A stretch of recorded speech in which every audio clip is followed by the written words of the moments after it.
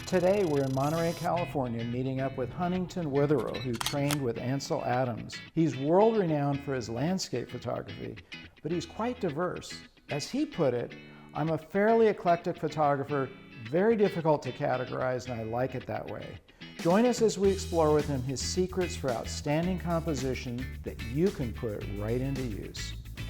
Tell me about this one. That's amazing. Oh, thank you.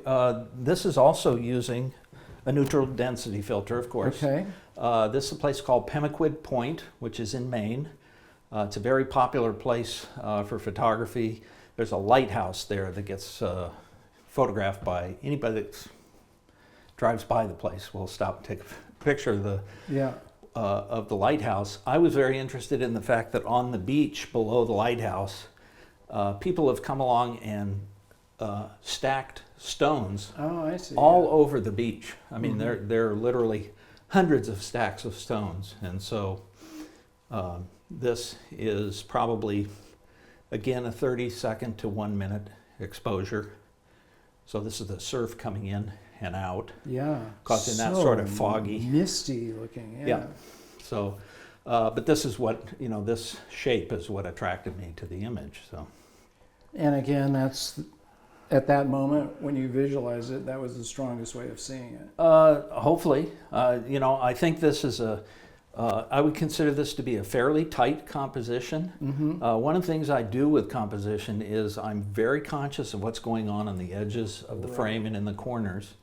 And this distance between the top of this rock and the top of the photograph is a very important distance. You need to leave enough room for it to sort of visually breathe. I try not to have any really bright objects that are right on the edge of the frame or down in the corners, because in composition, when you're looking at a photograph, your eye will wander through the photograph. You don't see the entire image at one time. And actually, there's a great exercise that I love to share with people. Yeah. I don't remember where I heard it, but if you hold your hand out at arm's length, up like this, and then with one eye focus on your thumbnail, you'll notice that all your other fingers are totally out of focus. Yeah.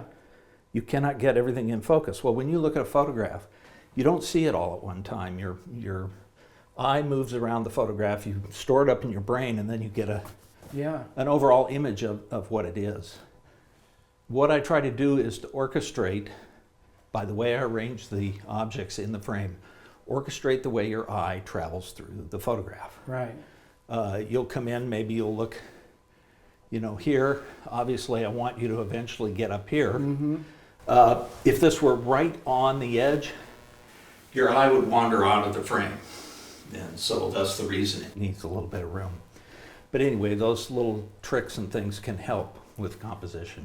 And do you do all your cropping in the camera, or do you? Oh, no, of course not. Some people I'd love to.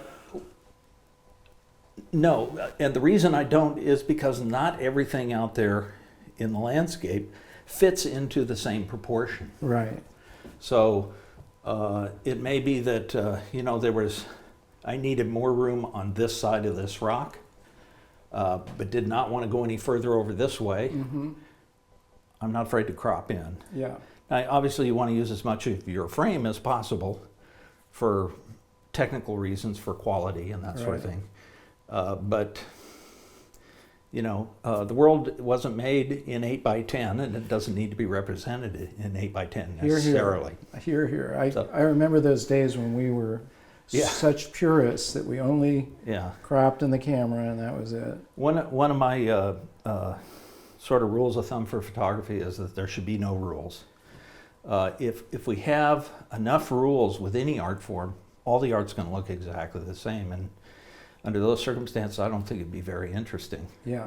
If we all did kind of the same, very strict rule of thirds and so exactly. on and so forth. Well, on that note, so just to kind of run contrary to what you just said, sure. Are there little pointers? Maybe we could talk about this photograph here. Well,